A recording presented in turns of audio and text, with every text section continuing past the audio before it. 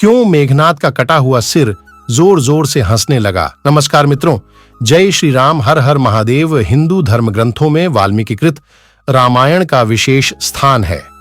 मर्यादा पुरुषोत्तम भगवान राम के जीवन पर आधारित रामायण में उनकी पत्नी माता सीता, भाई लक्ष्मण, पवन पुत्र हनुमान आदि जैसे कई बेहद महत्वपूर्ण चरित्रों का गुणगान है।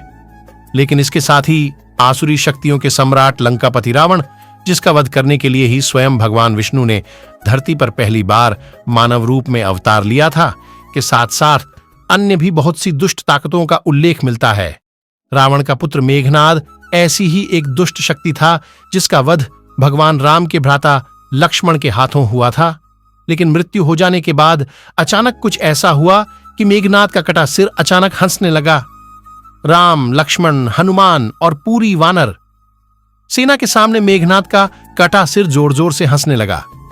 मेघनाद एक वीर महापराक्रमी राक्षस योद्धा था जिसे ने इंद्र को भी परास्त किया था।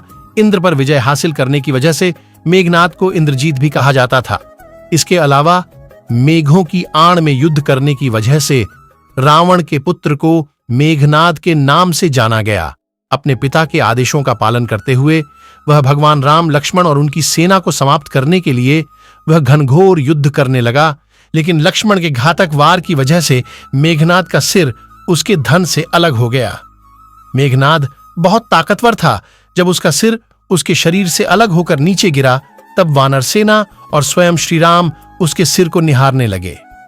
श्री राम ने यह आदेश दिया कि मेघनाद के सिर को संभाल कर रखा जाए और उसकी एक भुजा को उसकी पत्नी सुलोचना के पास भिजवा दिया जाए, ताकि उसके परिवार को मेघनाद की मौत की सूचना मिल जाए।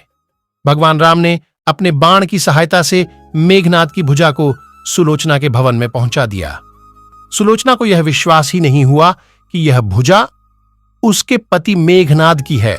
उसने उस कटी हुई भुजा से कहा, तुम वाकई मेरे पति की भुजा हो तो लिखित रूप में इसका प्रमाण दो। तब मेघनाद की कटी हुई भुजा ने प्रमाण के रूप में लक्ष्मण की वीरता का गुणगान किया। इस पर सुलोचना को यह विश्वास हो गया कि वह कटी हुई भुजा युद्ध में मारे गए उसके पति मेघनाद की ही है। अपने पति की मृत्यु पर विलाप करती हुई सुलोचना रोती हुई रावण के महल पहुंची और वहां जाकर सारा हाल बताया। उसने रावण से अपने पति के साथ सती होने की आज्ञा मांगी। उसने रावण से कहा कि वह उसके पति का सिर लाकर दें ताकि वह उस सिर के साथ सती हो सके। रावण ने उसे वचन दिया कि वह मेघनाद के सिर के साथ साथ लक्ष्मण का सिर भी उसे लाकर देगा।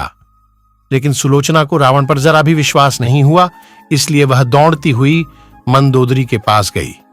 मंदोदरी ने सुलोचना से कहा कि भगवान राम बहुत दयालु हैं, इसलिए उसे उनके पास जाना चाहिए। सुलोचना जब भगवान राम के पास पहुंची, तब विभीषण ने श्री राम को सुलोचना से परिचित करवाया। भगवान राम को देखकर सुलोचना रोने लगी। उसने ईश्वर से कहा कि वह उसके पति का सिर उसे लौटा दें ताकि वह उस सिर के साथ सती हो सके।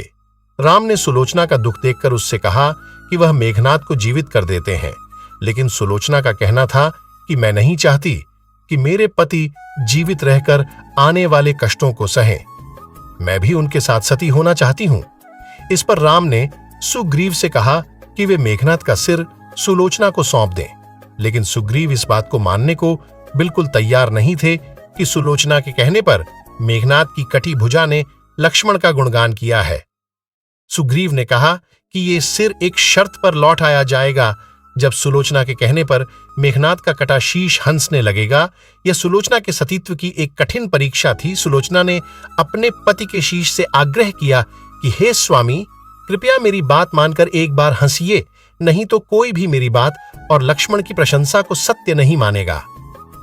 सुलोचना के कहने पर कुछ ही देर में मेघनाद का कटा हुआ सिर जोर जोर से हंसने लगा और पूरा ब्रह्मांड उसकी हंसी से हिल गया था। तो मित्रों, वीडियो अगर आपको अच्छी लगी हो तो चैनल को सब्सक्राइब जरूर करें और कमेंट बॉक्स में लिखें जय श्री राम, हर हर महादेव। वीडियो को अंत तक देखने के लिए धन्यवाद।